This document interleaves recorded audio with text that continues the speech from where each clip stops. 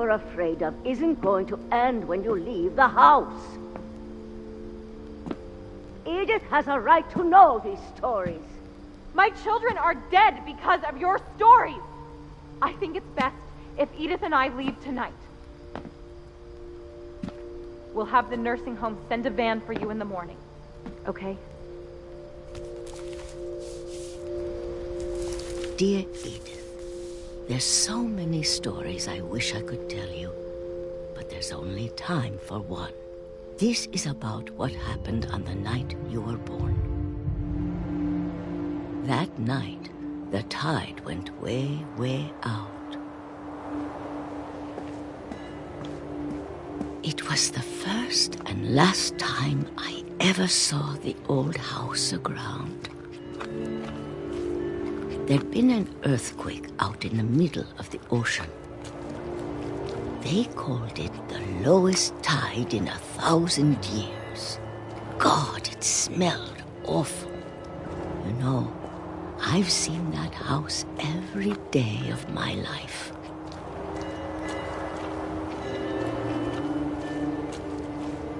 But I never thought I'd go back to it. When the fog rolled in, I lost my way.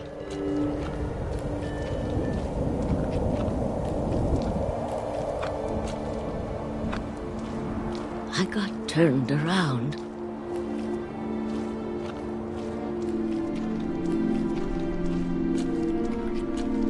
I started seeing things.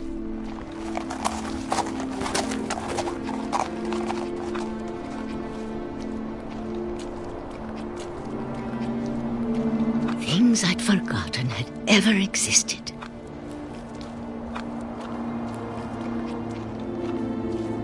But when I saw them, they felt like old friends. That night, a lot of things came back to me.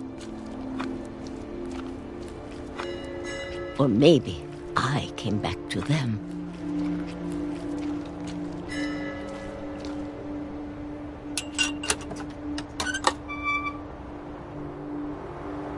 Things I can't explain, but that I need you to try and... Edith, what are you doing in here? It's mine. Edith! Mom, you're gonna rip it! Let go! I kicked and screamed, but Mom dragged me to the car. I never saw Great-Grandma Edie again. The next morning, the van came to pick her up, but she was already gone. After that, we moved around a lot.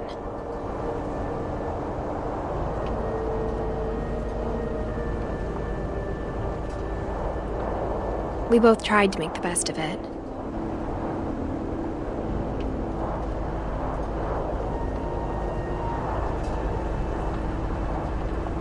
A few years went by.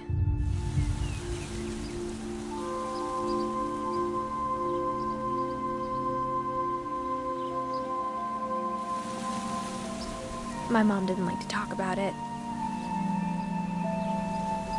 but she started getting sick a lot. The rest happened pretty quickly. She got better for a while, and then she didn't.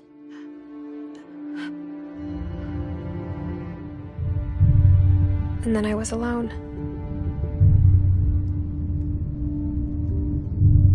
The last Finch left alive.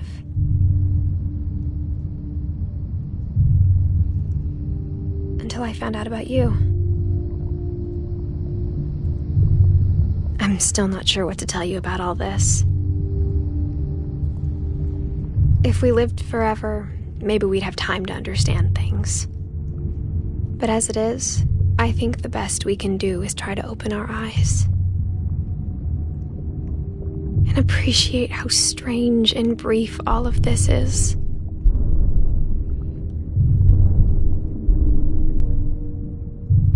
This journal was supposed to be for you.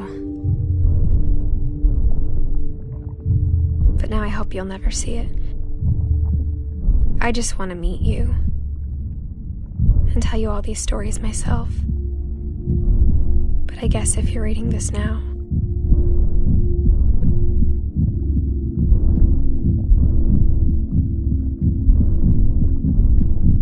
things didn't work out that way.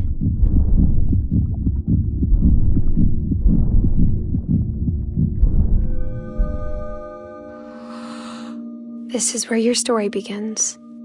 I'm sorry I won't be there to see it. It's a lot to ask, but I don't want you to be sad that I'm gone. I want you to be amazed that any of us ever had a chance to be here at all. Good luck.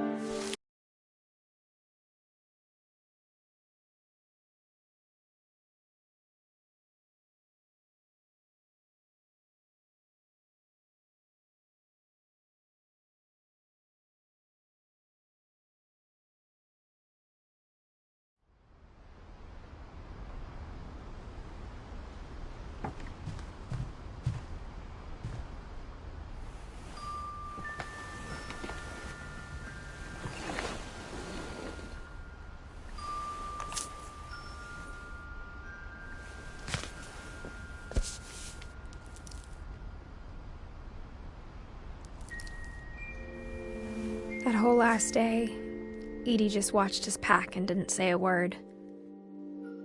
Until supper, when she raised her glass and said, To our final night together, and all our final nights apart. Grandma, you know what I said about alcohol. Some of your medications are very Edith, specific. I left a present for you in the hallway. Why don't you go open it? The grown-ups have to argue now. I'm sorry, you're right. We're all leaving tomorrow. Let's just enjoy our last... I'm not leaving. Edith, you're excused.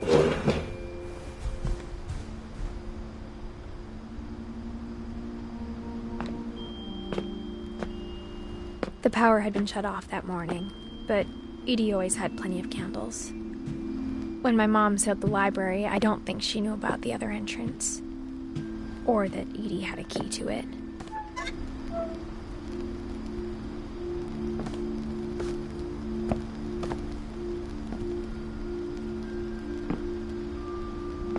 That thing you're afraid of isn't going to end when you leave the house. Edith has a right to know these stories.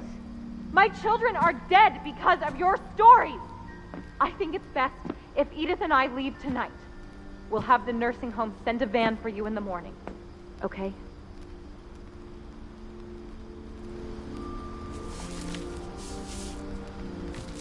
Dear Edith, there's so many stories I wish I could tell you, but there's only time